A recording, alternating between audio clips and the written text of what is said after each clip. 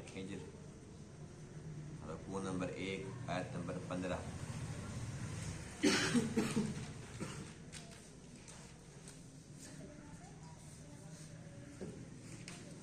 اعوذ باللہ من الشیطان الرجیم،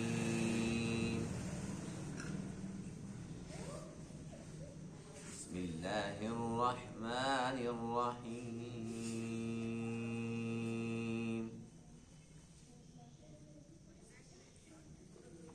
وَلَقَدْ جَعَلْنَا فِي السَّمَاءِ بُرُوجًا وَزَيَّنَّاهَا لِلنَّاظِرِينَ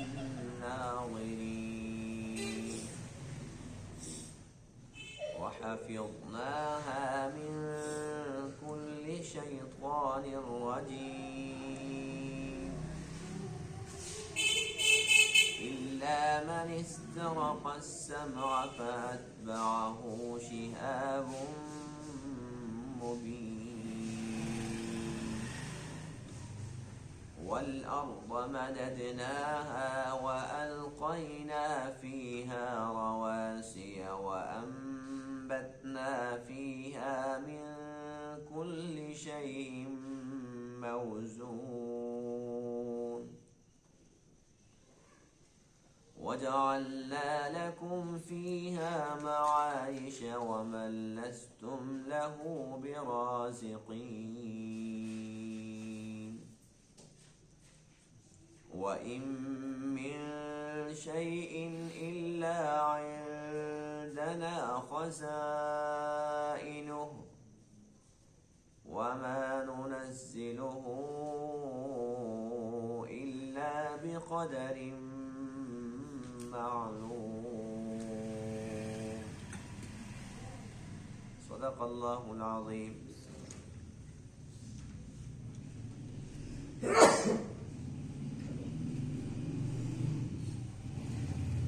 آج کے درس میں ان آیات کریمہ میں اللہ تعالیٰ کی قدرت کی چند نشانیوں کا تذکرہ ہے، جس میں انسان کو غور و فکر کی دعوت دی گئی کہ اللہ تعالیٰ کی قدرت کی ان نشانیوں کے اندر انسان غور و فکر کرے اور اللہ تعالیٰ کی معرفت حاصل کرے، اللہ تعالیٰ کی قدرت پر، اس کی وحدانیت پر ایمان لے آئے۔ جیسا کہ گزشتہ درس میں کفار و مشرکین کی ہٹ درمی کا تذکرہ تھا کہ بے جا فضول قسم کے ان کے مطالبے ہوتے تھے، ہم تو تب ایمان لے آئیں گے کہ آپ ایسا کر دیں، آپ ایسا کر دیں۔ تو اللہ تعالیٰ نے بہت ہی پیارا اور بہت ہی زبردست جواب ارشاد فرمایا، وَلَوْ فَتَحْنَا عَلَيْهِمْ بَابًا مِّنَ السَّمَاءِ فَظَلُّوا فِيهِ يَعْرُجُونَ، کہ اگر ہم ان کے لیے آسمان کا دروازہ ہی کھول دیں اور یہ سیڑھی کے ساتھ اوپر چڑھنا بھی شروع کر دیں لیکن پھر بھی ایمان نہیں لائیں گے، آنکھوں کے ساتھ دیکھ کر بھی، عملی طور پر خود چڑھ کے بھی انہوں نے کیا کہنا ہے، لَقَالُوا إِنَّمَا سُكِّرَتْ أَبْصَارُنَا، کہ ہماری تو یہ نظر بندی ہو گئی ہے، ہمارا دل تو ابھی بھی مطمئن نہیں ہے، یہ کیسے ممکن ہے کہ آسمان کا دروازہ کھل جائے، کیسے ممکن ہے کہ ہم اوپر چڑھنا شروع ہو جائیں۔ اور کچھ لوگ تو یوں کہیں گے، بل نحن قوم مسحورون، ہمارے اوپر جادو ہو گیا ہے۔ تو اللہ فرماتے ہیں کہ جب اتنا کچھ بھی اگر ہم کر دیں، ایمان پھر بھی نہیں لانے والے، تو پھر ہمیں کیا ضرورت ہے کہ جو ان کے ناجائز مطالبے ہیں ہم ان کو پورا کریں۔ اللہ فرماتے ہیں کہ اگر ان لوگوں نے ماننا ہے تو میری قدرت کی بے شمار نشانیاں بکھری پڑی ہیں، نئی چیز کا مطالبہ کیوں ہے؟ جو چیزیں پہلے میں نے پیدا کر دی ہیں، جو ان کو نظر بھی آ رہی ہیں اور بہت ساری چیزوں سے یہ لوگ فائدہ بھی اٹھا رہے ہیں، اگر یہ لوگ ایمان لانا چاہتے ہیں، اللہ تعالیٰ کی معرفت حاصل کرنا چاہتے ہیں، اللہ تعالیٰ کی قدرت دیکھنا چاہتے ہیں، تو اللہ تعالیٰ کی نشانیوں کے اندر غور و فکر کریں۔ کیا یہ کم ہے کہ انہیں مزید کی تلاش ہے، مزید کی ضرورت ہے؟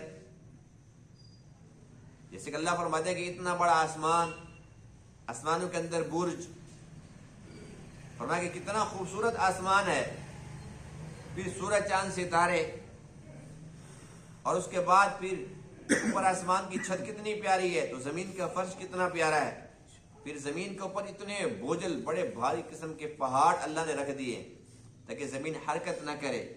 دوسرا یہ کہ ان پہاڑوں کے اندر اللہ تعالیٰ نے خزانے چھپا دی۔ پھر اللہ فرماتے ہیں کہ تم جو کماتے ہو کھاتے ہو، یہ کمانے کے اسباب کس نے پیدا کیے؟ اللہ نے پیدا کیے۔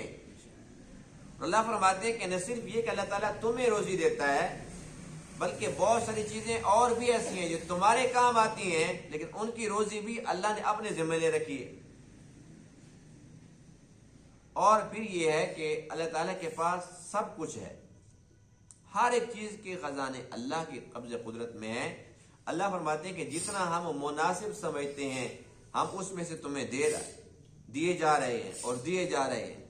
قیامت تک یہ سلسلہ اسی طریقے سے ہم نے چلانا ہے اور ہم چلا کے دکھا رہے ہیں۔ تو یہ ایک ایک چیز اس میں ایسی ہے کہ انسان اس کے اندر غور و فکر کرے تو بے ساختہ کہے گا سبحان اللہ، اللہ تیری ذات پاک ہے، یہ کسی انسان کے بس کی بات نہیں ہے، اور فوراً کہے گا لا الہ الا اللہ، اے اللہ تیرے بغیر اور کوئی الہ نہیں۔ نظام جب سے بنا اب تک ایک ہی جیسا، ایک ہی رفتار سے چل رہا ہے، کبھی دن بڑا کبھی رات بڑی، کبھی دونوں برابر، کبھی سردی کبھی گرمی، یہ موسموں کی تبدیلی، دن رات کا مختلف ہونا، اور سورج چاند ستارے بالکل اسی رفتار سے اسی طریقے سے چل رہے۔ آج کل تو بڑی سہولیات ہیں، اب دائمی نقشے بنے ہوئے ہیں، یعنی کہ اس سال آج کے دن جو طلوع غروب ہے اگلے سال بھی اسی دن وہی طلوع غروب ہے، ایک سیکنڈ کا فرق نہیں ہے۔ تو اس کا مقصد یہ ہے کہ کوئی ان کا چلانے والا ہے، اور یہ اس کے اتنے تو پابند ہیں کہ ایک سیکنڈ کا فرق بھی نہیں آ سکتا۔ تو کیا یہ کم ہے سمجھنے کے لیے کہ ان کا خالق بھی اللہ ہے اور ان کا مالک بھی اللہ ہے؟ تو اس لیے انسان کے لیے ضروری ہے کہ اللہ تعالیٰ کی قدرت کی یہ جو بے شمار نشانیاں بکھری پڑی ہیں ان میں غور و فکر کرے اور اللہ کی وحدانیت کو دل میں جگہ دے۔ وَلَقَدْ جَعَلْنَا فِي السَّمَاءِ بُرُوجًا، اور البتہ تحقیق ہم نے بنا دیے آسمان میں برج بہت سارے، وَزَيَّنَّاهَا، اور ہم نے اس کو مزین کر دیا، لِلنَّاظِرِينَ، دیکھنے والوں کے لیے۔ رات کے وقت یہ جو ستارے ہوتے ہیں، چاند، کیا خوبصورت نظارے ہوتے ہیں۔ وَحَفِظْنَاهَا، اور ہم نے اس کی حفاظت کی، من کل شیطان الرجیم، ہر شیطان مردود سے۔ شیطان مردود اوپر نہیں جا سکتا، اس کا داخلہ بند ہے۔ الا من استرق السمع، مگر وہ جو شیطان چوری چھپے سننے کی کوشش کرے، فَأَتْبَعَهُ شِهَابٌ مُبِينٌ، بس اس کے پیچھے لگ جاتا ہے ایک روشن ستارہ۔ شیطان اوپر جاتا ہے نا، یہ جو ستارہ ٹوٹتا ہے یہ اس کو لگتا ہے۔ وَالْأَرْضَ مَدَدْنَاهَا، اور زمین کو دیکھو کہ ہم نے اس کو بچھا دیا، ہم نے اس کو پھیلا دیا۔ وَأَلْقَيْنَا فِيهَا رَوَاسِيَ، اور ہم نے رکھ دیے اس کے اوپر پہاڑ مضبوط بوجھ والے۔ ایک ہوتے ہیں سادہ پہاڑ نا، جبال اسے کہتے ہیں، رواسیہ ان پہاڑوں کو جو بڑے بوجھل ہوتے ہیں اور بڑے مضبوط ہوتے ہیں۔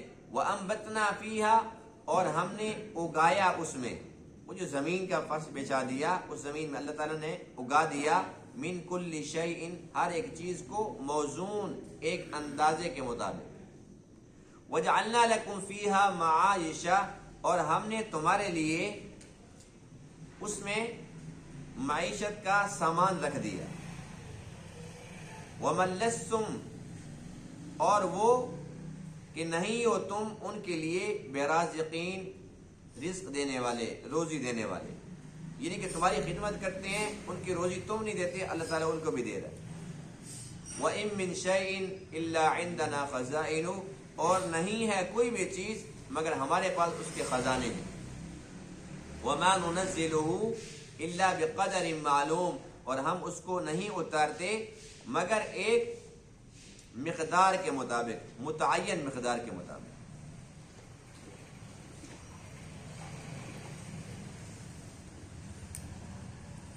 اللہ تعالیٰ کی قدرت کی نشانیوں میں سے ایک آسمان ہے جس کے بارے میں اللہ فرماتے ہیں خلق السماوات بغیر عمد ترونها، اللہ نے بغیر کسی ستون کے ان کو پیدا فرما دیا جنہیں تم اپنی آنکھوں سے دیکھ رہے ہو.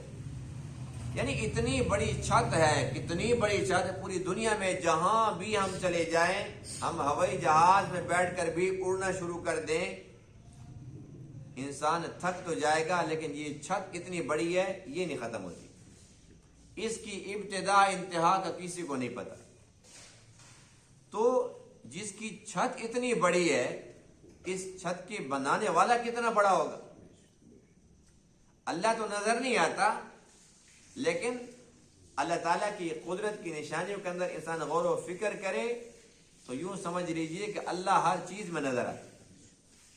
اللہ کی ذات نظر نہیں آتی، اللہ کی صفات میں غور و فکر کرو تو ہر چیز کے اندر اللہ کی قدرت نظر آتی ہے، اس کی کاریگری نظر آتی ہے. اتنی پیاری چھت ہے.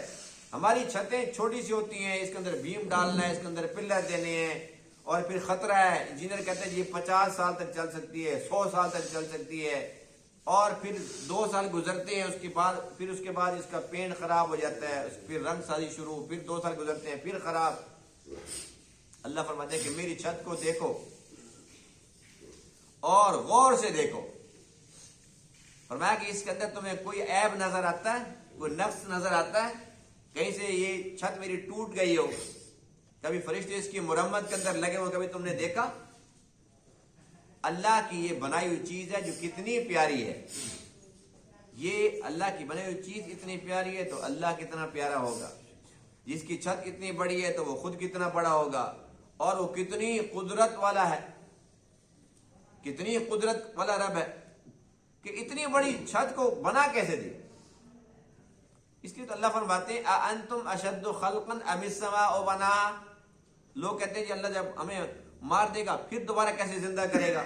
تو اللہ فرماتے ہیں کہ تمہارا بنانا یہ بڑی چیز ہے یا آسمان کا بنانا.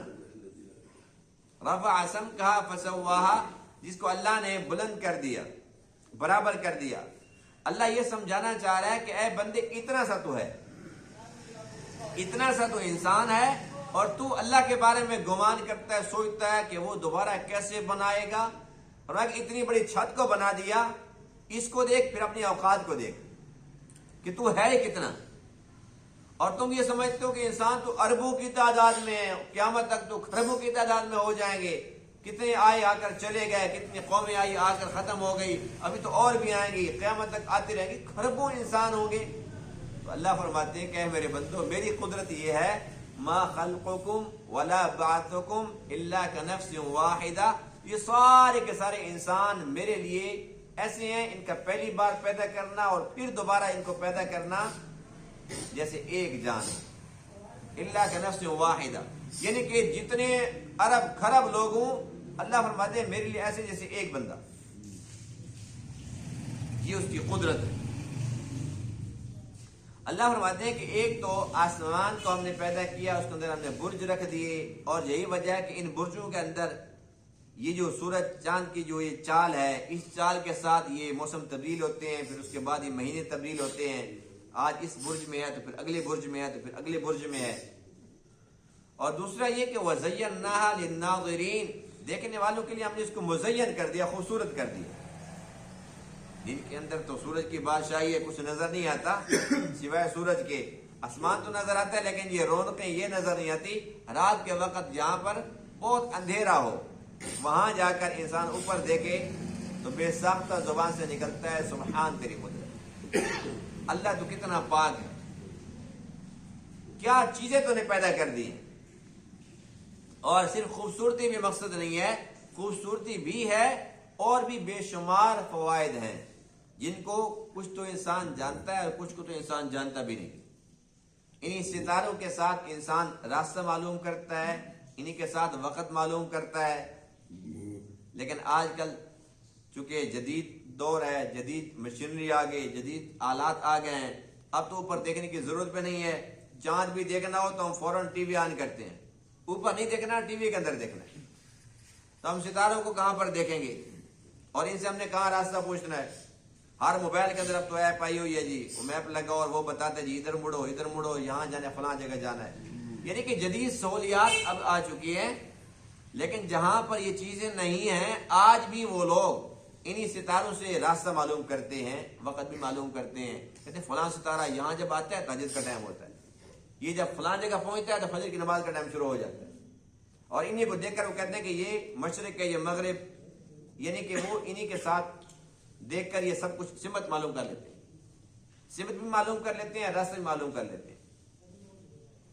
اور پھر اللہ فرماتے ہیں وَحَفِظْنَاهَا مِن كُلِّ شَيْطَانٍ رَجِيمٍ، ہم نے شیطان مردود سے اس کو محفوظ کر دیا ہے. آدم علیہ السلام سے لے کر عیسیٰ علیہ السلام کے دور تک شیاطین اوپر جاتے تھے. یہ جو برج ہے نا، یوں سمجھ لو کہ یہ دروازے ہیں جہاں سے فرشتے آتے جاتے رہتے ہیں. اللہ تعالیٰ نے بہت سارے کام فرشتوں کی ڈیوٹی لگا رکھی ہے. اور جیسے کہ اب بارش کیا ہے، میکائیل، اب میکائیل کے انڈر پھر اور بہت سارے فرشتے ہیں. اسی طریقے سے اسرائیل، اس کا کام ہے روح قبض کرنا، تو وہ اکیلا نہیں ہے، بہت سارے فرشتے پھر اس کے ماتحت کام کر رہے ہیں. اب ہوتا کیا تھا کہ جو شیاطین تھے ان کے لیے پابندی نہیں تھی، یہ اوپر جاتے تھے اور فرشتوں کی باتیں سن لیتے تھے. اب فرشتوں نے بتا دیا، اسرائیل نے کسی فرشتے سے بات کر لی، فلاں بندے کا وقت پورا ہے، فلاں وقت میں اس کی روح قبض کر لینی ہے. انہوں نے سنی، فوراً نیچے دوڑے اور آ کر پھر وہ جو نجومی ہوتے تھے نا، ان کو آگے بتاتے تھے کہ فلاں بندہ فلاں وقت میں مر جائے گا. وہ پھر اس بات کے ساتھ تھوڑا نمک مرچ لگا کے نا، بڑھا چڑھا کے وہ پھر لوگوں کو بتاتا تھا جی فلاں بندے کا بس آخری وقت ہے، میں نے بتا دیا تم کو. اس طریقے سے بہت ساری باتیں وہاں سے سن کے آتے تھے. فلاں جگہ بارش ہونی ہے، فلاں جگہ یہ ہونا ہے، فلاں جگہ وہ ہونا ہے. یہ باتیں سنتے تھے اور آ کر یہ اپنے چیلوں کو بتاتے تھے. نجومی ہوتے ہیں نا، کائن، یہ ان کے چیلے ہوتے ہیں، ان کو آ کے بتاتے تھے. لوگ ان کے پاس جاتے ہیں اپنی قسمت کا حال پوچھنے کے لیے. وہ شیطان نے ان کے کان میں بتا رکھا ہوتا تھا. وہ ہاتھ دیکھ کے ہاتھ میں اسے کیا نظر آنا تھا، وہ جو بات شیطان سے سن رکھی تھی، کہتا جی بس تیرے تو 3 دن باقی ہیں.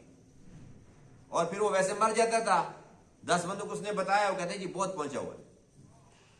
تو یہ نظام ایسے ہی چلتا رہا یہاں تک کہ جب حضور علیہ السلام تشریف لائے اور جب قرآن کا نزول شروع ہوا تو اللہ تعالیٰ نے قرآن کی حفاظت کے لیے، اس واحد کی حفاظت کے لیے، اپنے نبی کے اعزاز کے لیے کہ آپ خاتم النبیین ہیں، پہرا لگا دیا، ان پر پابندی لگا دی کہ اب اوپر تمہارا داخلہ بند ہے. اگر یہ پابندی نہ ہوتی، اب سورۃ الکوثر آنی ہے اور یہ پہلے آ کے بتا دیتے، لوگ مانتے؟ کہتے ہیں تو ہمیں پہلے پتا، ہم نے پہلے سن رکھی ہے. اور سورۃ الکافرون ابھی تک آئی نہیں ہے، یہ پہلے اس کی آدھی آیتیں سن کر آگے نیچے بتا دیا، انہوں نے آگے بتا دیا. اب جب جبرائیل آ کر بتاتے ہیں تو لوگ کہتے ہیں جی یہ کون سا قرآن ہے، تو میں بھی جانتا ہوں، میں نے پہلے سنا ہوا ہے، اگلی آیت میں بتاؤں آپ کو. تو اس طریقے سے اس واحد کی حفاظت نہ ہوتی ہے، قرآن پر اعتماد نہ ہوتا. اللہ تعالیٰ نے ان پر پابندی لگا دی. اب کیا ہوتا ہے؟ اللہ فرماتے ہیں فَأَتْبَعَهُ شِهَابٌ مُبِينٌ. ایک آیت میں سورۃ الصافات میں فَأَتْبَعَهُ شِهَابٌ ثَاقِبٌ، کہ جب یہ اوپر جاتے ہیں تو وہاں پر فرشتوں کا پہرا ہے. وہ کیا کرتے ہیں کہ وہ ایک شعلہ ان کے پیچھے لگا دیتے ہیں. اب یہ جو بات سنتے تو ہیں، جاتے تو تھے اوپر، لیکن اوپر جب جاتے ہیں آدھی بات سنی، آدھی سن رہے تھے، شعلہ پیچھے سے آیا، وہ لگا تو کوئی زخمی ہو گیا، کوئی مر گیا. لیکن اکثر ایسا ہوتا ہے کہ جو باتیں سنتے تھے نا، وہ جب اپنے سر کی پڑتی ہے وہ باتیں بھول جاتے ہیں. یہ بھول جاتے ہیں کہ ہم نے سنا کیا تھا. تو اس طریقے سے ان کا داخلہ بند ہو گیا. جب ان کا داخلہ بند ہوا تو سورۃ الجن کے اندر اس کی مکمل تفصیل ہے اور سورہ احقاف کے اندر بھی اس کی تفصیل ہے 26ویں پارے کے اندر، کہ جب ان کا داخلہ بند ہوا تو یہ پریشان ہو گئے. لیکن سمجھ نہیں آتی، آج تک ہم اوپر آتے تھے، جاتے تھے، کوئی روک ٹوک نہیں تھی، لیکن اب جب بھی جاتے اوپر سے مار پڑتی ہے، سمجھ نہیں آتی ہو کیا گیا. تو آپس کے اندر یہ مل بیٹھے اکٹھے ہوئے کہنے لگے لگتا ہے کوئی نئی بات ہوئی ہے. تو وہ نئی بات کی تلاش کے اندر جو ہے نا جنات وہ پھرتے رہے، پھر دنیا کے اندر ہی پھرے، یہاں تک کہ پھرتے پھرتے اللہ فرماتے ہیں کہ اللہ کے نبی کی خدمت میں یہاں پہنچے. جب اللہ کے نبی قرآن کی تلاوت فرما رہے یستمعون القرآن، جب ان لوگوں نے قرآن کو سنا کہ لگا اچھا اب سمجھ آئیے کہ یہ پابندی کیوں لگی ہے، یہ ساری کی ساری اس کلام کی وجہ سے لگی. بات کو تو سمجھ گئے. بہرحال حضور علیہ السلام نے ان کو بھی تبلیغ فرمائی ہے، تو بہت سارے جنات بھی مسلمان ہو گئے اور وہ صحابہ بن گئے. اور بہت سارے ایسے تھے جو شیطان کے چیلے تھے، وہ اب بھی شیطان کے چیلے بنے ہوئے. تو اللہ فرماتے ہیں کہ ہم نے اتنا اعلیٰ نظام بنایا، اس اعلیٰ نظام کے اندر کہ تم غور و فکر کرو تو اس بات سے بھی تمہیں سمجھ آ جائے گی ہماری قدرت، کہ ہم کتنے قدرت والے، کہ کتنا کڑا پہرا ہے فرشتوں کا، کتنا اعلیٰ انتظام ہے، زبردست قسم کی سیکورٹی ہے. یہ سسٹم کوئی بنا سکتا ہے؟ اور اتنا اوپر جا کے انسان کو سوچ بھی نہیں سکتا، جہاں تک انسان کی رسائی بھی نہیں ہے.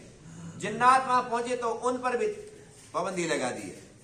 اللہ فرماتے ہیں جہاں پر انسان کا بس نہیں چلتا وہاں پر بھی اگر ایسا زبردست قسم کا سسٹم ہے تو یہ خود بخود بن گئی ہے. اس کا مطلب یہ ہے کہ اللہ ہے. جو لوگ دہری ہیں کہتے ہیں اللہ ہے ہی نہیں، خود بخود بنا ہے، چل رہا ہے، چلتا رہے گا جب تک یہ چلے گا پھر ختم ہو جائے گا. نہیں، اللہ خالق کل شیء، اللہ ہی ہر چیز کے خالق ہیں. وَهُوَ عَلَى كُلِّ شَيْءٍ وَكِيلٌ، ہر چیز کے مالک بھی اللہ ہے. پھر اللہ فرماتے ہیں زمین کی طرف، زمین کو دیکھو ہم نے کیسے اس کو پھیلا دیا، اور پھر جب یہ حرکت کرنے لگی، نیچے تو پانی تھا، حرکت کرنے لگی، ہم نے اس کے اوپر میخیں گاڑ دی. یہ ہماری میخیں ہیں پہاڑ. وَالْجِبَالَ أَوْتَادًا، یہ اللہ کی میخیں ہیں. اب ان کی بلندیوں تک پہنچنا انسان کے لیے کتنا مشکل ہے، اور بہت سارے پہاڑ ایسے ہیں کہ ان کی بلندیوں تک پہنچنا ناممکنات میں سے. دنیا کے اندر یہ پہاڑ ہیں، یعنی کہ اللہ کی میخیں ہیں. اللہ کا قرآن ہمیں سمجھا رہا ہے. تو اللہ فرماتے ہیں کہ اے میرے بندو یہ تو غور و فکر کرو، یہ تو سوچو کہ جب میخیں اتنی بڑی ہیں تو جس کی میخیں ہیں وہ کتنا بڑا ہوگا. تمہاری تو اتنی میخیں ہیں نا، چھوٹے چھوٹے کیل ہوتے ہیں. اللہ فرماتے ہیں کہ میری میخیں دیکھو، اس سے اندازہ لگو میری قدرت کا. تو اللہ فرماتے ہیں کہ یہ ساری کی ساری چیزیں اس لیے تمہیں سمجھائی جا رہی ہیں کہ تمہیں اللہ کی پہچان آ جائے. اللہ کو انسانوں کی طرح نہ دیکھو کہ ایک انسان بیک وقت سب کی کیسے سن سکتا ہے، سب کے مسئلے کیسے حل کر سکتا ہے، وہ تو پھر تھک جاتا ہے.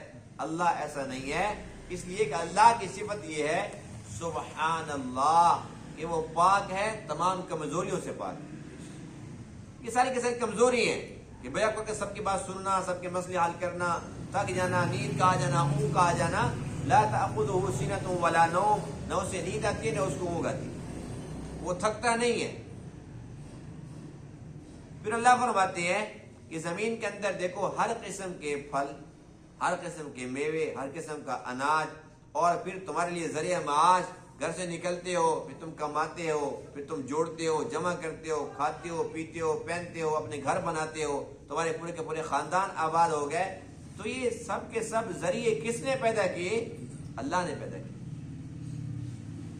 اور اس سے بھی بڑی عجیب بات اللہ میں سمجھا رہے ہیں وَمَن لَسْتُمْ لَهُ بِرَازِقِينَ، اللہ نے ان چیزوں کو بھی پیدا فرمایا جن کو تم رزق نہیں دیتے، لیکن وہ تمہاری خدمت کے لیے.